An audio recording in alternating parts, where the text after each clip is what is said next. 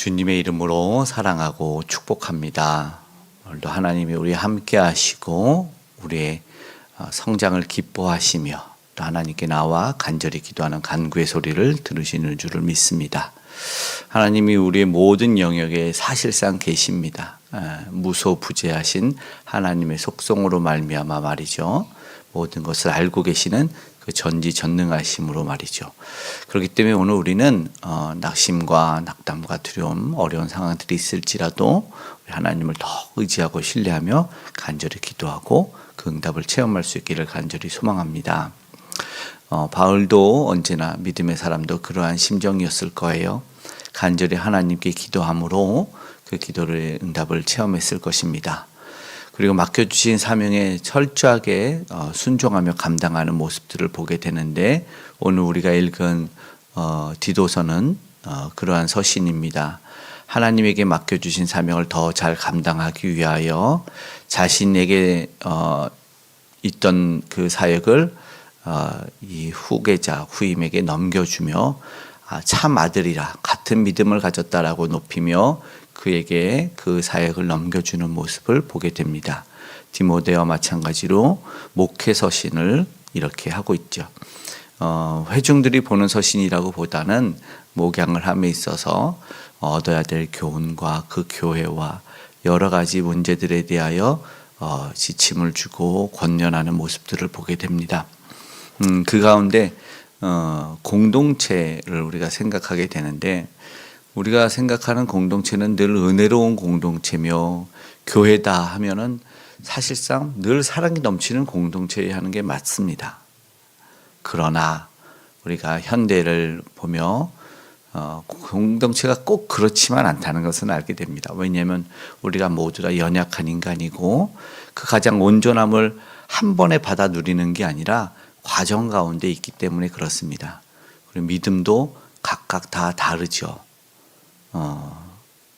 믿음이 없어서 아니면 부족해서 믿음을 달라고 구하는 이들도 있고 또 뭐 충만한 분량에 차서 주님을 기뻐하는 믿음도 있을 텐데 중요한 것은 예수 그리스도를 믿음으로 고백을 하지만 이 땅 가운데 살 때는 때로 연약한 믿음들이 드러나죠.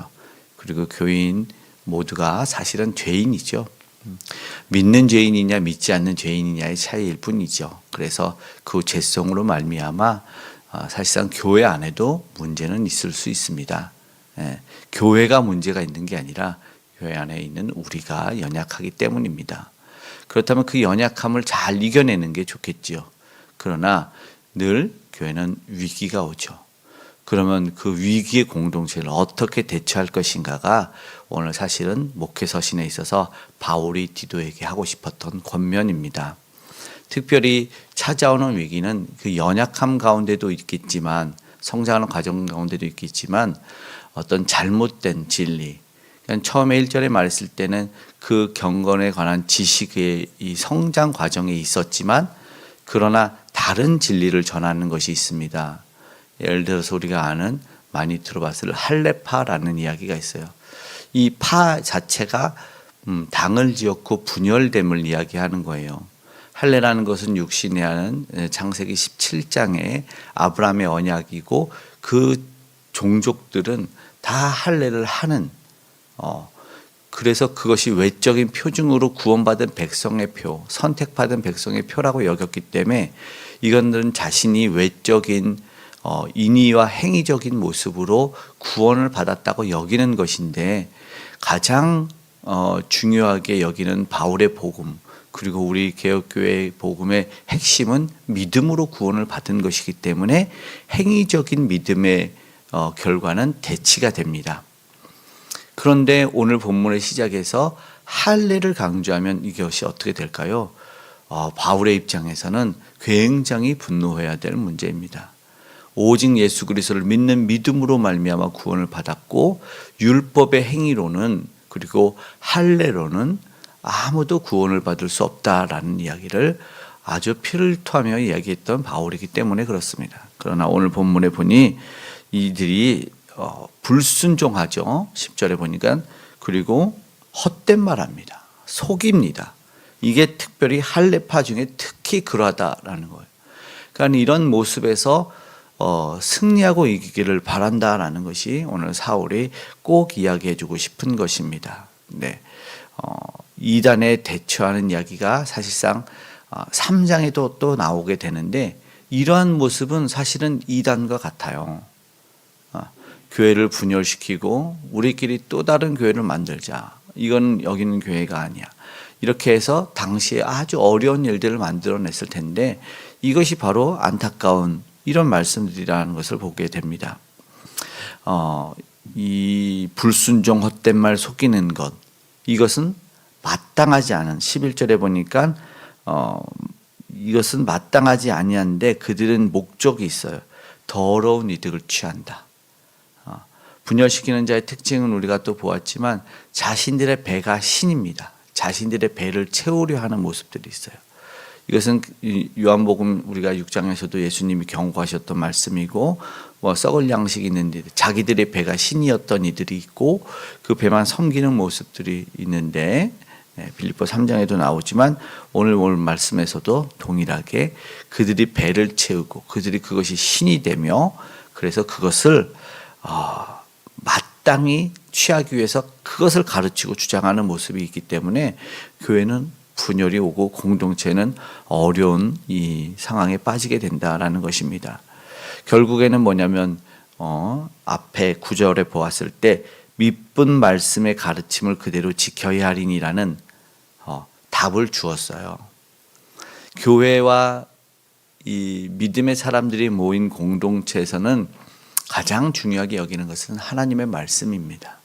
하나님의 말씀을 따르고 순종하며 나아갈 때 그리고 다른 어떤 모임과 사적인 어떤 그런 유익을 할 수는 있어요. 교회에서 문화센터도 할 수도 있고 음악도 가르칠 수 있고 할 수 있지만 가장 중요한 거는 말씀을 가르치고 그리고 그 말씀에 따라 행하기 위해서 함께 애써야 되는 것이죠. 교회가 그래야 되죠. 말씀은 하나님이 우리에게 주신 가장 유일한 말씀, 특별한 은혜, 우리의 특별 은혜라고 하는 그렇기 때문에 우리는 꼭 지켜야 하고 그것을 가장 힘쓰고 애써야 되는데 이 비본질적인 것을 가르치다 보면 그것을 중요시하다 보면 문제가 생기는 것이죠. 지금에 와서 이 가장 좋은 게 교회에서 성경 공부하는 것인데 이단들이 성경 공부한다고 해가지고 좀 깊이 되는 경향인데 그게 참 안타까운 거예요. 성경 공부를 열심히 사실은 해야 되죠. 무슨 훈련이다, 제자 훈련이다. 사실은 이것도 어쩌면 한편에서는 비본질적일 수도 있어요. 성경을 가장 우선으로 공부하는 것을 열심히 해야 된다라는 것을 봅니다. 그럴 때 하나님의 뜻을 발견하고 무엇을 행해야 될지를 배우게 됩니다. 이것이 아닌 것을 하면 이단으로 끌려 빠져가는 거예요. 다른 것을 추구하려 왔던 목적이 있잖아요. 여기서도 이득을 취하기 위한 목적들을 통해서 교회에 와서 그것을 보여줄 때 다른 것이요. 말씀으로 서지 못하고 다른 것으로 세우려고 했다가 무너지게 됩니다. 오늘 우리는 무엇을 가장 힘쓰고 바르게 세워야 되는지를 그리고 어떤 것을 적극적으로 해야 되는지를 한번 생각해 보며 기도하기를 원합니다. 이들의 특징은 불순종이라 그랬습니다. 바른 권위에 순종해야 되는데 그러지 못해요. 하나님의 말씀을 가르치고 이 헛된 말들 여기서 보죠. 특징들이 헛된 말을 합니다. 속이기도 하죠. 이 헛된 말을 지나치면 사실 속이는 말로 가는데 교회 안에 사실은 믿음의 공동체 안에 이런 일들이 생각보다 많이 있죠. 세상 얘기 많이 하고 이러면 할 수는 있는데 그것이 주류가 되다 보면은 공동체에 어려움이 끼쳐져요.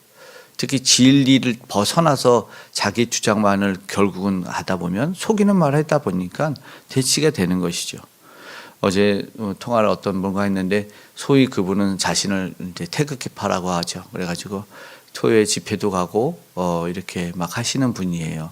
정광훈 목사님 거기에서 10만 명이 모인다나 잘은 모르겠지만 제가 그래서 나라를 위해서 제가 이제 기도해야죠. 사실 나라를 위해서 매일 기도하고 있습니다. 네. 좀 더 간절해야 되나라는 메시지로 들어야 될 것 같은데 나라를 위해서 기도해야지 한마디를 했더니 이제 그게 문제라고 저한테 나라를 위해서 기도만 하는 게 문제다. 기도만 하는 게 문제다. 왜냐하면 그 모든 분들이 이제 주장하는 게 뭐냐면 기독교인들은 교회 다니는 사람들 많이 모른다는 거예요.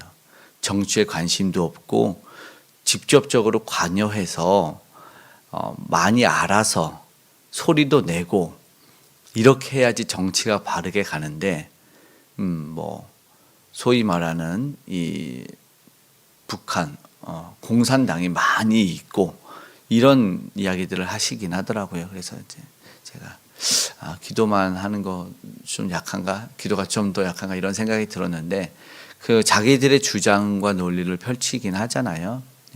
아직 뭐가 많은지 모르지만 적극적인 정치에 참여보다 뭐 그렇게 하고 싶다면 하실 수 있죠. 성격과 성향이 다른데 제가 만약에 말씀드리고 싶으면 그만큼 말씀 보고 사실은 그 외치고 주장하고 싶은 만큼 더 기도하면 어떨까. 그리고 그 반대하는 이 당과 반대하는 사람들을 위해서도 오히려 더 기도하는 게 하나님의 뜻이 아닐까. 그들을 위해서도 그들이 믿게 해달라고 반대 당이 뭐 믿게 해달라고 이런 기도를 했으면 좋겠다 하는 그런 생각을 갖게 됩니다. 그만큼 성경을 알고 있나, 그렇다고 하나님의 뜻을 더 알고 있나, 뭐 그런 것이죠. 기독교 서적들도 많이 나와 있는데 사람들이 사실은 안 보죠. 교제나 뭐 친교에 가는 것만 보고 하나님의 말씀을 깊이 연구하는 책들은 안 팔린다고 하더라고요. 요즘 유튜브나 온라인이 잘 돼서 설교 말씀도 넘치잖아요. 홍수 나잖아요. 그런데 이상하게 사람들은 안 변하죠. 그런 모습들이 있다면 내 말씀이 아니라 다른 교회의 성도들에게 말하는 걸로 듣는 거예요. 그래서 조금 더 마치 설교도 내 귀를 즐겁게 하는 그것으로 만약에 전락한다면 이건 안타까울 것 같다 하는 생각이 들고 하나님의 말씀은 우리를 변화시킵니다. 변화시키기 때문에 그 말씀을 겸손하게 정말로 유튜브로 그냥 시간 남아서 듣고 뭐 요리하면서 듣고 뭐 이런 것보다 하나님의 말씀을 들을 때 경건함으로 예배당에서 말씀을 들을 때는 그렇게 듣지는 않잖아요. 그렇게 들을 수 있는 하나님의 말씀이 됐으면 좋겠다 이런 여러 가지 생각을 하고 지난 강해에는 로마서로 끝났는데 거기에 세상 권세를 어떻게 하라고 하는지 나오잖아요. 세상에 어떻게 살아야 되는지 사회생활을 어떻게 해야 되는지 나오는데 성경적 권면이 어떤 건지를 듣고 왜 사도 바울은 로마의 이 절대적인 권력 앞에 대항하고 싸우라 하지 않고 그 권력 앞에 순종하라고 하는지에 대한 이유가 분명하게 있을 거다라고 우리는 보게 됩니다. 마지막 할 때 보니까 그 재무관, 그 성의 재무장에게도 인사를 하는 모습을 보게 되고 자신이 복음을 전하지 않았는데도 그 이방인들에게도 복음이 전달됐던 그는 복음에 사로잡혔기 때문에 그래요. 가장 중요한 것이 자신의 정치 참여보다 사실상 복음 전달이었다라는 것을 우리는 교훈으로 생각해 봤으면 좋겠습니다. 그러나 사람들이 만약에 개인의 주장들을 주장하다 보면 헛된 말을 지나 이 다음은 속이는 일로 나아가게 됩니다. 그럴 수밖에 없겠죠. 악순환이 되죠. 할레파도 복음에 대해서 이야기할 때 사실은 오해죠. 복음은 외적인 표징에 있지 않은데 이들이 잘못 생각하고 있어요. 그렇다면 예수 그리스도의 구속의 은혜와 능력이 부족합니까? 절대 그렇지 않습니다. 우리는 늘 생각해야 되는데 예수의 구원은 완전하고 완벽합니다. 그렇기 때문에 그 어떤 것도 가미시켜서는 안 됩니다. 그러니까 바울이 분노할 수밖에 없었겠죠. 내가 갈라디아서 1장의 10절에 보면 내가 하나님을 기쁘게 하랴 사람을 기쁘게 하랴 내가 사람을 기쁘게 하면 하나님의 종이 아니니라. 이게 좀 느껴져요. 얼마나 분했으면 누가 너희에게 다른 복음을 전하더냐라고 이야기합니다. 진짜 생명의 복음은 우리 사실 힘으로 이룰 수 있지 않습니다. 사도들의 어떠한 것으로 이룰 수 있는 게 아니라 오히려 구원은 은혜라는 것이죠. 우리가 그것을 기억했으면 좋겠고 내 힘이 빠지는 것이 우리 주님이 영광받은 일이다라는 것을 기억했으면 좋겠습니다. 공동체 위기는 올 수 있습니다. 그러나 오늘 우리는 이 공동체에 건강하게 어떻게 건강하게 할 수 있을지를 우리가 말씀을 보며 생각하며 기도하기를 원합니다. 오늘 보니까 11절에 그들은 더러운 이익을 취하려는 목적을 가지고 있다라고 말하고 그리고 역시 12절에는 그들은 어떠한 사람들인지 특징들을 이야기를 하고 있는데 배만 위하는 게으름뱅이라 역시 그렇게 얘기하고 그게 강하게 말합니다. 거짓말쟁이, 악한 짐승. 동일하게 얘기하죠. 속이니까 거짓말쟁이에요. 근데 그레데인이 그레데인을 얘기했어요. 되게 이상하죠. 그러니까 자기의 백성이 자기들을 공격한 거예요. 이상한데 이 증언이 바울이 말한 건 참되다라는 거예요. 틀린 말이 아니다. 이건 맞는 얘기다. 이야기를 하면서 하는 것이에요. 그들은 이런 모습들이 나타나면 무슨 일이 생기냐면 공동체 위기가 옵니다. 가정이 파괴가 됩니다. 이런 악한 모습들이 있을 때, 거짓말쟁이, 악한 집에서 게으름뱅이, 배만 채우는 이런 이들이 있을 때는 안 되죠. 그러니까 바울은 사실은 기독교인은 사랑의 종교이기 때문에 다 선하고 착하고 좋은 말만 할 줄 알지만 진리를 거스를 때는 굉장히 단호하죠. 13절에 이 증언 참되는데 그 다음에 뭐라 엄히 꾸짖으라라고 말합니다. 근데 목적이 달라요. 화내고 분내는 목적이 다르는데 믿음을 위해서입니다. 그래서 13절에 믿음을 온전하게 하라. 꾸짖는 이유가 그들의 믿음이 흔들릴까 봐 바로 다시 굳건하게 세워주기 위한 목적을 이야기하는 것 같습니다. 강한 비난이 있지만 그렇게 해야지만 사실은 진리로 돌아올 수 있고 헛된 것을 붙잡지 않기 때문에 라고 말하는 것입니다. 조금은 약간 돌려서 자기의 말이기도 하지만 자신들이 자신들을 했던 것을 조금 애둘러서 이렇게 이야기하는 것을 보게 됩니다. 그런데 중요한 것은 현재의 상황을 심각하게 직시할 수 있으면 좋은 게 좋은 거다 넘어가거나 그럴 때 위험에 빠지잖아요. 그러니까 건강한 공동체는 문제에 대해서 직시하고 좀 강하게 받아들여야 될 필요도 있다 생각합니다. 그래서 교회가 잘못을 보면 현대 교회에서 없어진 게 뭐냐면 권징 7위입니다. 교회다라는 세 가지의 표징이 있는데 하나는 말씀이 선포되는 거죠. 말씀 중요시하죠. 두 번째는 성례가 시행이 돼요. 성례는 뭐냐면 세례와 성찬입니다. 그리고 마지막 가장 중요한 거는 현대 교회에서 안타깝게 사라져가는 건데 바로 권징과 7위입니다. 이런 모습들이 있을 때 단호하게 꾸짖어 줘야 되는 거예요. 근데 꾸짖는 것도 심한 경우는 출교를 얘기도 할 수 있지만 그러나 대부분 어떤 거냐면 이런 거예요. 몇 개월 아니면 혹 몇 년 수찬 정지. 굉장히 큰 비극입니다. 이게 그래 받겠지 그런데 성찬에 참여하지 못한다. 굉장히 큰 비극을 맞게 됩니다.